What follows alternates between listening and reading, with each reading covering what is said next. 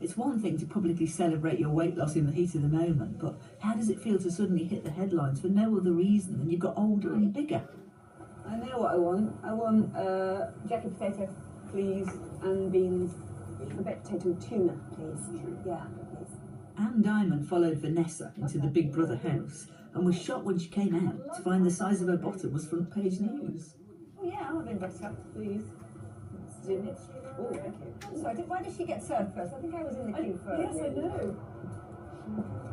When I was invited onto Big Brother, I thought the one thing, when I got around to saying yes, because my first reaction was no, like it would be for any normal sane person.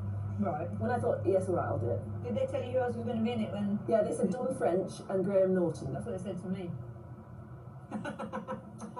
Well, I fell for it. And then when I realised that they weren't anything to do with it, I was already signed up. Right. But I knew that the first thing they would do is go for my weight.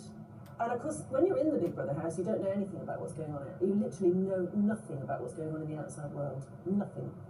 So I didn't know that people had been quite so horrible about me until I got out. I mean, I do get people stopping me in supermarkets and saying, isn't it terrible what they said about you being big blubber? I said, oh, thank you very much. I haven't heard that one. So, yeah, and I have read it. And those headlines were absolutely revolting. There was one headline that said, she's sad, lonely and desperate. And they made that up, not from my behaviour in the house or from anything else, from my size. Because it has to equal. Yeah. And then Lily Potter said, my children would be ashamed of me to have such a gargantuan behind. It was just the fact that I was no longer... No, that was the other thing. Not only was I fat, but I was older than when they You were older. That's a crime. It's very anti-woman, actually. They kept saying the former elfin queen of breakfast television. And it was a crime that I'd grown older and put on weight. What's driving you to lose more weight? Because you look absolutely fine. Well, to me, that I find is the biggest problem. Is I want to lose just a bit more. Why though? Oh God, if I was really absolutely honest, I'd say because of outside pressure. I actually am quite happy the way I am now. But there are an awful lot of outside pressures saying, I'm not quite slim enough yet. You're not quite the size 12 perfect little miss you used to be. And I think I just would like to get down a bit more. I don't know why. I can't leave you alone. Yeah, I think, yes. Yeah, that's terrible, isn't it? Well, it's just how it is. That's pressure. We have some vicious press in this country. What a pernicious idea that a child should be ashamed of its mother because she has a big bottom. But we're drip-fed these attitudes every day, and that has to have an effect in the end on our own feelings about ourselves. Chips, chips, da-dee-doo-dee-doo, chi-boom, chi-boom, da-dee-doo-dee-doo, chi-boom, chi-boom, da-dee-doo-dee-doo. I think she should... I've been the fat friend, and it's no fun. But imagine being the fat friend of Princess Diana. She's slim now, Fergie. She's cracked her weight, her overspending, her compulsive eating, but she's still edging towards the Marilyn Monroe in her timekeeping. But she is proof that criticism and disapproval are not enough to make you lose weight. You have to face why you're eating in the first place. There. My seeds of my problem started at 12, and what being in the spotlight in the public eye did was highlighted it to myself that I was choosing food as my friend instead of myself. And whenever I became under the spotlight problems, I turned to food. You know, 14 stone 7 was down to feeling inadequate, low self-esteem and hating myself. And it, you know, especially when I had the most beautiful sister-in-law. Yes, and the clothes horse. Yes, and tall and runs down the pavement with lovely shorts on. Yes. Running from her gym, you know. Yes. I wouldn't like to see me running from my gym with my shorts on, you know. No. So you very much thought, oh well, I'm fun and jolly, I'll have another biscuit. You'll be big and jolly, yeah. And no one will notice because I'll be funny. But it's taken a great deal of work for me to talk to you now so openly about it. Do you like yourself more for being thinner, or do you just like yourself more anyway? No, I like myself more anyway because I understand what I'm talking to you about. Before I didn't. So I was out of control with my feelings, my emotions, my spending, my all the overindulgences one can associate with food. once you get to like yourself a little tiny bit, you then see, oh, I don't want to do that because that'll hurt me. But I don't see how people get to that point, because if people are just on a track of that they weigh too much, they eat too much, and they never get to the thing inside that's driving that need to eat. I feel people are sort of condemned then perpetually to do things like calorie counting and weighing themselves, and that's just the symptom. That's not the real. Well, I would say the first thing to do is you have to sit on the end of the bed and say, what is it that's making me want to eat? What is it? What have I got to change in my life? You know, what am I doing wrong? What am I going along with pleasing everybody, but am I pleasing myself?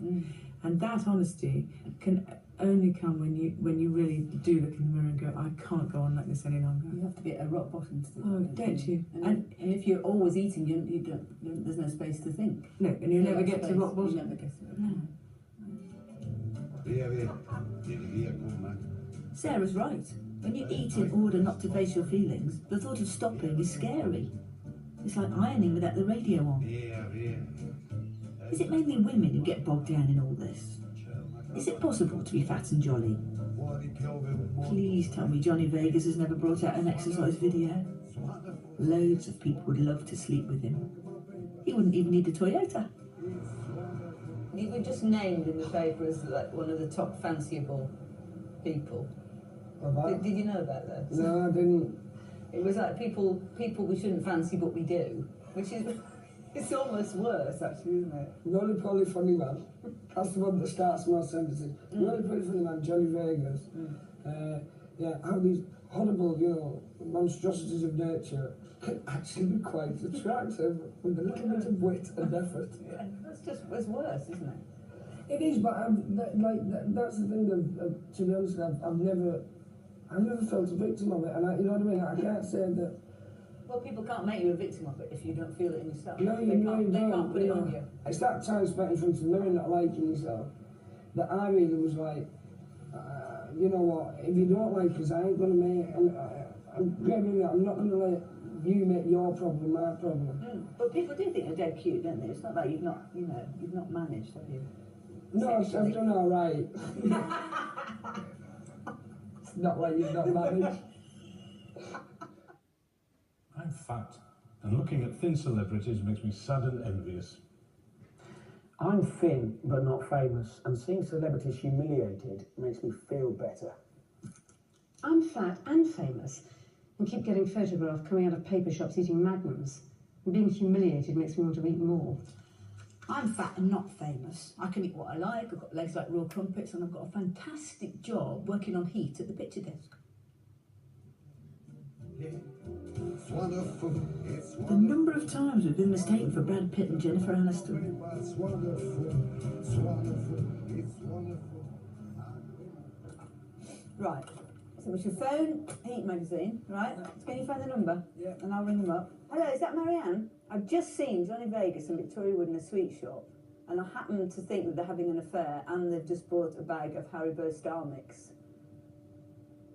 Do you think that would be a good picture? I don't know, anybody's coming. Not unless the paparazzi drive lorries now. In that lorry. They were going to come, they would have come in the last 4 hours.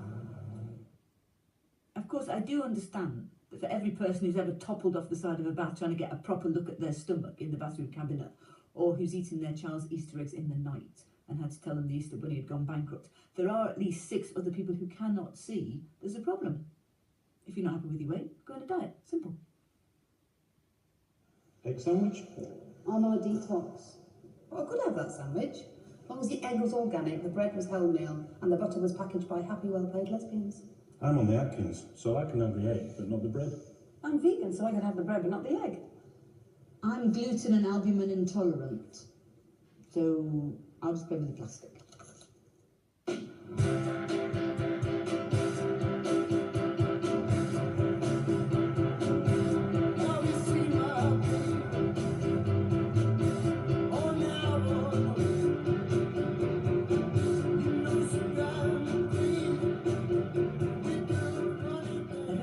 En masse, aren't they?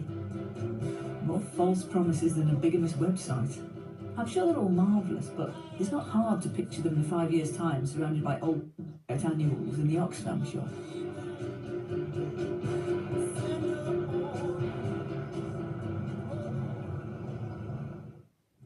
I reckon the diet industry is like a pyramid. And at the bottom, you've got all the people who buy the thing, the diet or the book or whatever, and they're never trying to go straight to the spare room. Then a bit further up, you've got the people who buy the thing, do it for a bit, then put it in the spare room. Near the top, you've got just a few people who buy it and try it, and it works for them as long as they keep on buying it and trying it and thinking about it. And at the very top, you've got the one person, the person who thought of it, and that's the person who's getting all the money. They're not working for you, you're working for them. Your fat is their conservatory. You bought them a spare room. Chips, chips, da-di-do-di-do, chi-boom, chi-boom-boom, da-di-do-di-do, chi-boom, chi-boom-boom, da-di-do-di-do.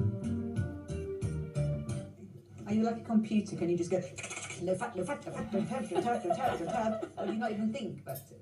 No, I do think about it. Every time And you sit yes, down and and look at a yes, I printed do. page. I normally go for something really light for the starter because I feel that Like a napkin, something like that. Napkin and a glass of water. Why do you think people mind so much about being fat? Because nobody's proved it's a health risk to have a big bottom or anything like that. But I know people do mind. I'm not disputing the fact that it bothers people. I just wonder why you thought it bothered people so much. I think it affects their self-confidence and their self-esteem. But it's quite interesting to realise that, you know, it's all about balance, calories in and calories that we spend. It's a complete simple equation. It's complete, it's physics. Somehow you've made £1 million industry out of it, which is very clever of you. Hey, here we go. Laughing.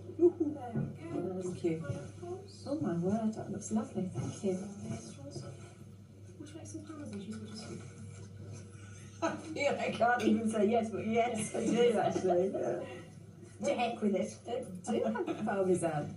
You must be so tired of sitting with people who think, oh, rosemary, never mind. It's just a cream cake now. I really do think that people dining out is one of the biggest problems. Look at how many restaurants there are. You need to. I would have thought it was more people eating in, you know, ordering in pizzas and things like that. Because I think in a restaurant situation, people actually might eat less than they would at home. I would have said I would never eat as much in public as I have in the past at home when I was Really? eating on my own. But I wasn't eating for hunger purposes. But in public, I could always put on a good show. Oh, I would disagree with that. Right. I think when you're in a restaurant, oh, let's have a starter. Oh, yes, and you've had a few glasses of wine. You Yeah. think, oh, I don't care anymore. And then the next day you feel guilty about it, but somebody invites you out for dinner again, and off you go. Oh, well, you see, you had a social life. I never had a social life, so that really wasn't my problem.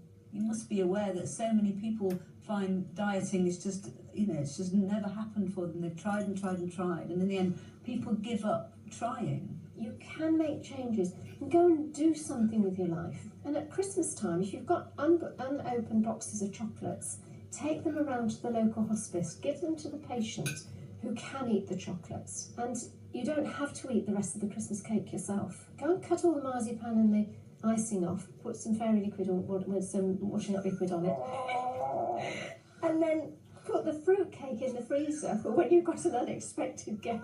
I don't want people putting fairy liquid on their food. I think that's so sad. I want people just to eat, you know. I think we should all, you know, if only we could be instinctive. I think people have lost that instinct as to when they're full, when they're hungry, and it's that we've all gone mad. Well, And we shouldn't have to be we sending shouldn't. our marzipan to the hospice just to stop ourselves getting fat.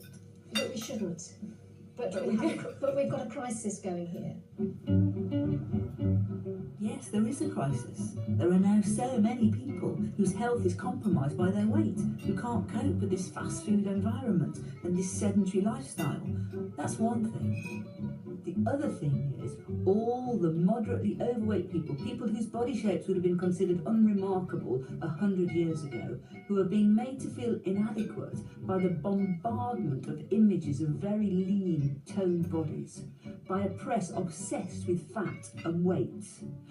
And they're preyed upon by a multi-million-pound slimming industry, which seems to offer a solution to a problem which, in effect, they've fabricated. Take SlimFast. They're not the only manufacturers of meal replacements, obviously, but they're the only ones we could get to before it got too dark to film. I don't like this room. Too cheery. I have a fear that one day it'll be in a room like this that 3 psychiatrists and a social worker will tell me why I can never go home. So I'm a sad, fat, lonely person. I just wanted to say that on the television. Suppose I wanted to lose weight and wanted to use these products. What do you make? What does Slim Fast make? We make a range of different products. We make milkshakes, soups, pastas, what we call meal bars and snack bars. And we're launching ready meals as well. And basically what all of our products are is a fixed number of calories, sort of ready packaged for you with all the nutrition that you need for the day, so that you can sort of plan exactly what you're going to eat through the day. Instead of having breakfast, you'd have a shake, and then instead of lunch, you'd say have a pasta or a soup. So I could have this pasta for a meal. Yeah. You can't deny, surely, that it would be better if I got some pasta, cooked it, got a big lot of broccoli, got a big lot of spinach. That would be a better dinner for me. What we're trying to do for people is to give them very specific portions that allow you to count your calories so that you actually lose the weight. Do you not think people's lives would be better if they were eating top quality food? And this isn't really, you call this a meal replacement because it's not really a meal, is it? No, and I think, we're not about saying this is the only way you should be eating, is to be using Slim Fast. Absolutely not. Slim Fast is not right for everybody. Absolutely believe that. But for busy people who struggle to follow complicated diets, what we're trying to do is offer them solutions that are ready done for them, that have all the nutrition that you need in a day, but with a fixed number of calories. Now, for you, Victoria. For you, if you feel better, if you manage to lose your weight eating, fresh broccoli, then that's brilliant. But people really, really struggle with counting calories and fixing their dinners for themselves, a number of people. And so we're trying to create solutions for people. Those are not high quality ingredients. It's got 39% of pasta. It's got locust bean protein, maltodextrin, which is sugar, isn't it? Modified potato starch, which works as sugar in the body, yeast extracts, 2% broccoli, 1.5% cheese powder, salt, gum arabic, 1.4% spinach, lactose, that works as sugar in the body, monosodium glutamate, onion powder, and then things called mineral premix. So is that the vitamins and minerals? One of the things that we're really proud of is that we've actually got a lot of we've got more than over 20 independent medical studies that prove that Slim Fast works. And that's not just in the short term, that's in the long term as well. But it's not a natural thing to eat, is it, locust bean protein? I wouldn't have a pile of that for my dinner, would I, normally?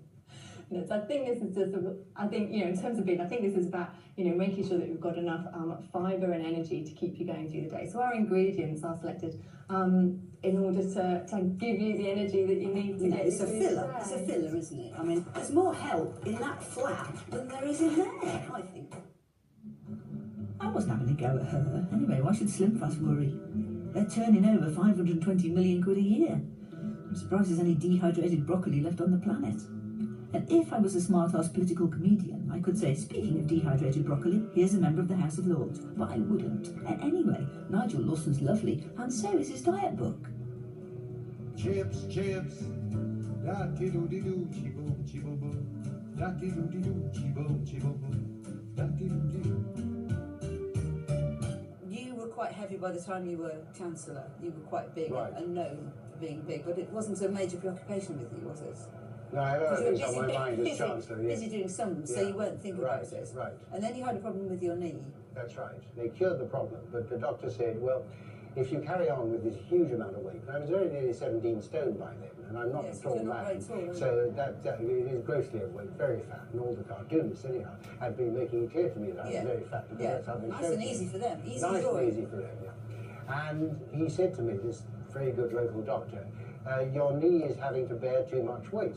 And as you get older, this is going to come back and get worse. And I didn't want to be immobile before I had to be. And so that was really why it wasn't vanity, it was these practical things that caused me to decide I must lose weight. Then the question was how to do it. Your knee was the trigger, so that was a very, very practical reason. I think that everybody needs some motivation, otherwise the self-discipline that's required is perhaps a little bit too difficult. You need some motivation to get you started. But in fact, once you get into the swing of it, I found it much less difficult than I thought it would be. I decided that what I wanted to do was to have some very, very simple rules, like not eating at all between meals. It's a very simple thing, you don't have to bother. You so there's hours in the day when you don't have to make that decision. You just have the 3 decent meals a day. And then the other thing is that, of course, you're going to have to give up things. You're going to eat less. So you say, well, what are the things I really don't mind giving up so much? Yes, You know, yeah. and I'll stick, because you have to eat something, obviously. So I'll stick to the things I really like. This is not a prescription for anybody else. This is an account of how I lost a lot of weight, Yeah. and the kind of psychological approach and how to make it not It's as a difficult. it's a very cerebral, sensible, intellectual approach, which I think men, particularly, it's not at all emotional. Dieting is about self-discipline. Yeah. And self-discipline is not an emotional matter. You've got to, you know, unfortunately, it may be, but it isn't. Yes. And so you've got to approach it in a fairly, what you call, cerebral way. Chips, chips, da-di-do-di-do, chi-boom, chi-boom-boom, da-di-do-di-do, chi-boom, chi-boom-boom, da-di-do-di-do. I worship potato. I love potato. That's Christine doing my makeup. Exercise for the sake of exercise, and I will not get an exercise. And that's Anne Widdicombe doing my head in. Pressure on me to do. Because I said I won't keep that up. Yeah. But you find something I enjoy, like tennis and mango. I've come straight from the tube, desperate for a cup of tea. So far, she hasn't shut up long enough to put the kettle on. It said in one of those cuttings you're going to write a diet book. Are you going to write a diet book? It's not exactly top of my list of priorities. I've always said my diet book will consist of 2 pages. On the first page it will say eat, and on the second page it will say less. I'm not sure you could market that. That would be my diet book. It said it was going to be called Losing Weight the Widdy Way, is what it said. The Widdy Loss. Oh, the Widdy Loss. We thought, me and my director thought it could be get diddy with Widdy. We thought that would be nice. We'll catch you. You're nearly done. It's only time to give a cup of tea. Can I have something? Of course you must have your cup of coffee. Something, But thank I want you. to film me making it. Well, that's all right. Just make it. Just make it now, then I can have it now. And do you have sugar? I don't have sugar, just milk, thank you. Just milk? I'm afraid it's oat milk. I That's don't go into okay. the semi-skim nonsense. Why is it nonsense, Anne? Because it tastes like water. If I want to drink water, I'll drink water. You're so scary, Anne.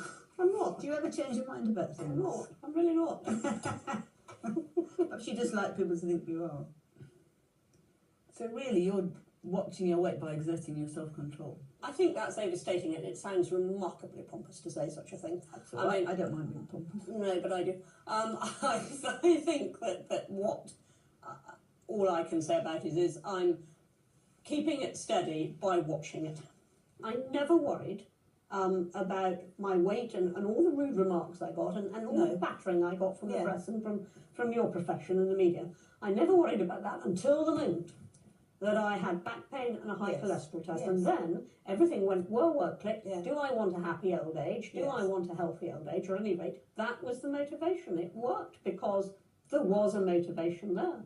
But if you'd said to me at any stage before that, oh, but you know, you'd look so much better if you lost a couple of stone, I would say to you, yeah, I probably would, but you know, I happen to have a good life. Yeah, you have a good life. If you didn't have a good life and your life was centred around going to the shop, getting a huge bag of chips and coming back and sitting with it and watching the television, you perhaps would find it very difficult to contemplate another way of behaving. I mean, I think you do need to get a life, so to speak, in order to be motivated to do anything. That's 3 words, and how do people do that? It isn't just slimming, is it? I mean, No, it isn't. It's get a life, you know, go and change a job and, you know, whatever it You might haven't be. got a job. You can't. I think it's almost impossible for people to do No, those things. I don't accept You it. have a life, you have a job, you have a motivation, you have intelligence. You say to me, it must be impossible because so many people are in that rut. But I would say to you, but clearly it is possible because there are an awful lot of other people who are not in that rut. But in the end, what we do, whether we smoke, whether we drink, whether we lose weight, whether we exercise, in the end, those things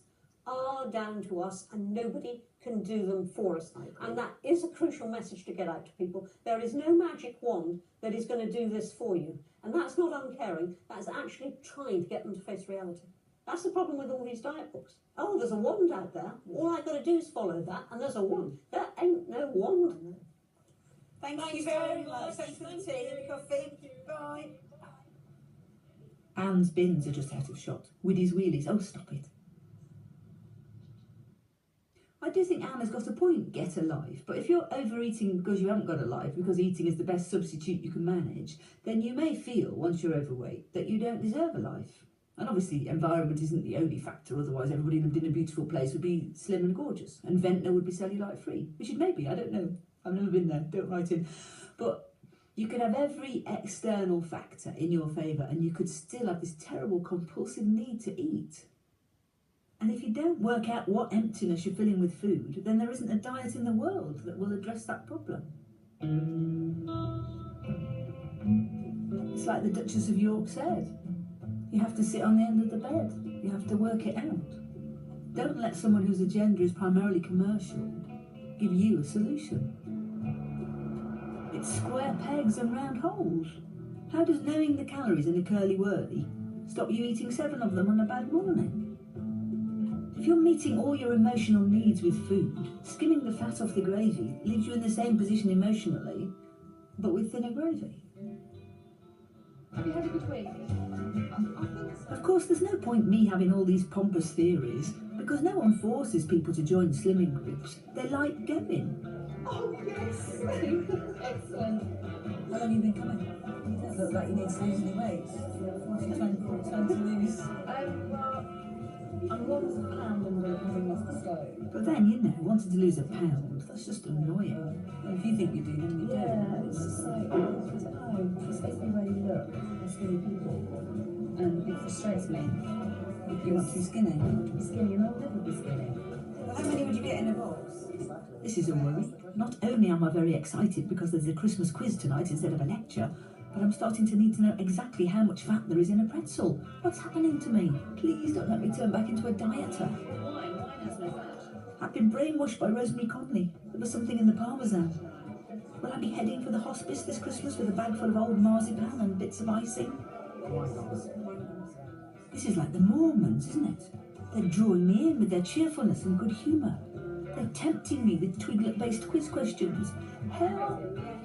Okay, how many quality streets make up 100 grams? Between about 8 and 12. They had me pegged as a quality street expert the minute I walked in the door. Pretzels are very high in fat, true or false? Oh, yeah. I'm hooked. They've got me. Now, how many segments of chocolate orange can you have for 150 calories? 3. 3.3 to be precise. Oh, must write that down. Which item has the most fat content? Wine gum. I love this wine gum camaraderie. We do have a slimmer of the week who has in fact in 1 week has lost 6 pounds. Fantastic. She's slimmer of the week, and I'm nothing.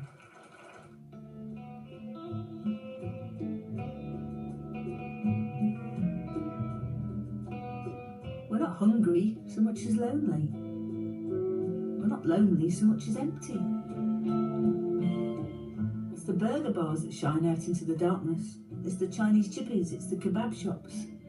Food and light and human contact and warmth. They're warm. It's a cold world.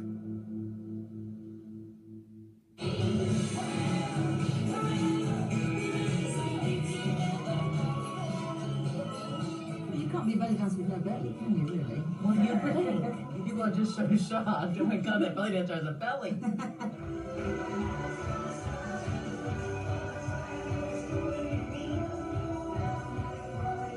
The first thing you said was like yourself. If you don't like yourself, you might as well What do you forget. get? You don't want. That's why God invented me! Why am I trying to kick higher than a man I only met 2 hours ago? And why, once I've met him, am I not aiming my feet into his groin? I'm in LA next week. Don't miss it. That's at a slightly earlier time of 10:35 next Thursday here on BBC One.